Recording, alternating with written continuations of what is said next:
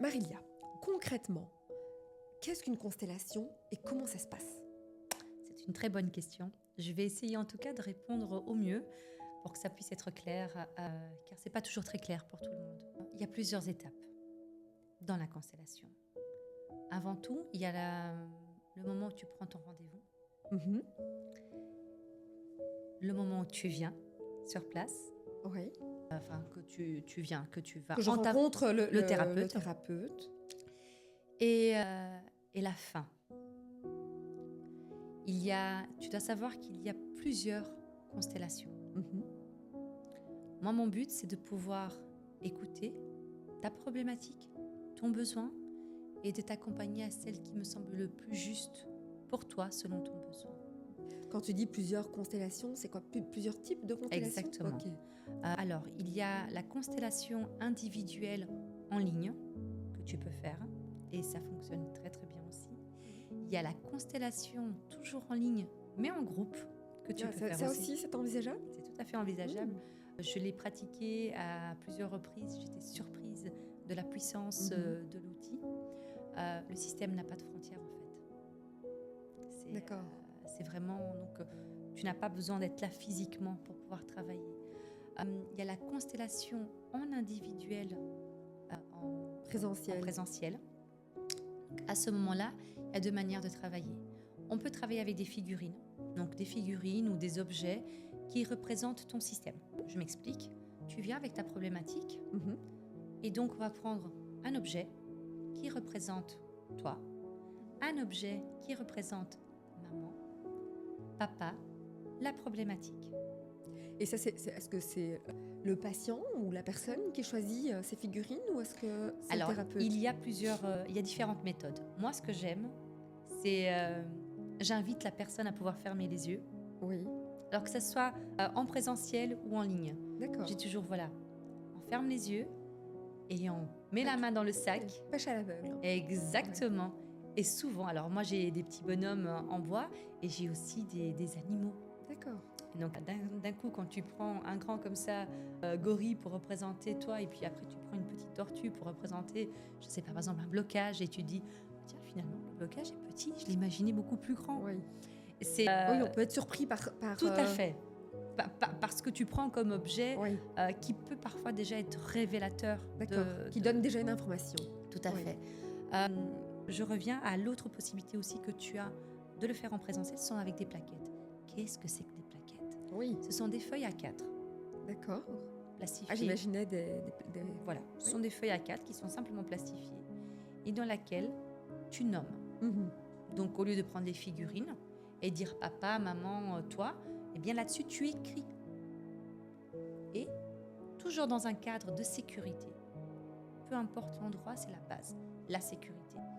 Ben, tu disposes, le client à ce moment-là, dispose dans l'espace les plaquettes, tu vois.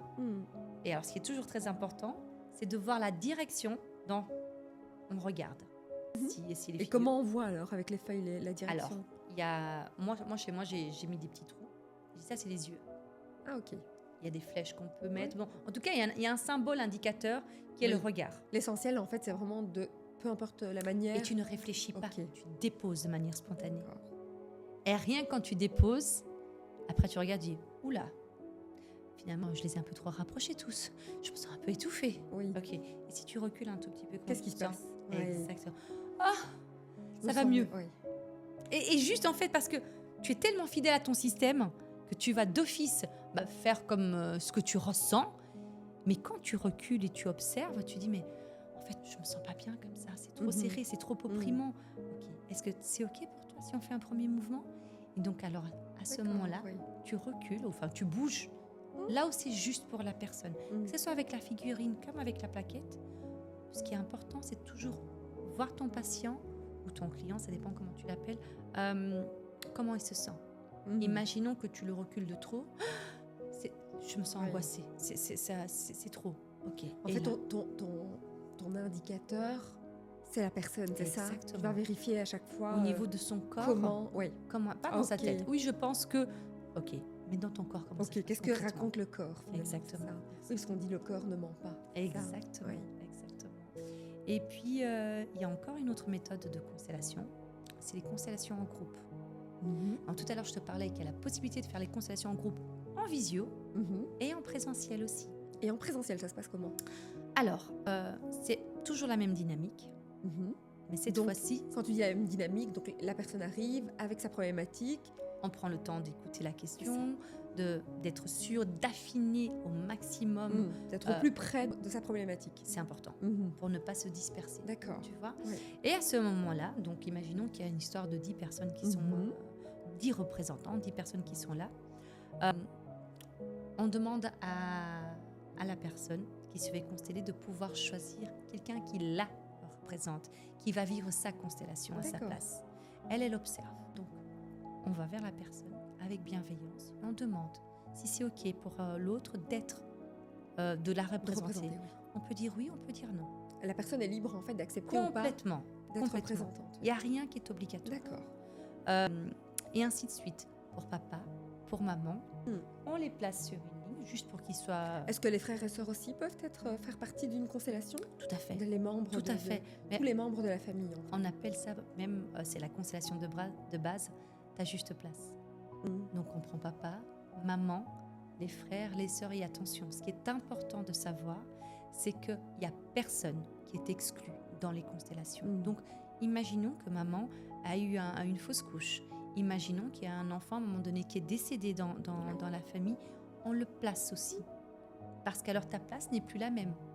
Si entre toi et ta sœur, il y a eu un enfant qui était entre, bah, il faut le mettre.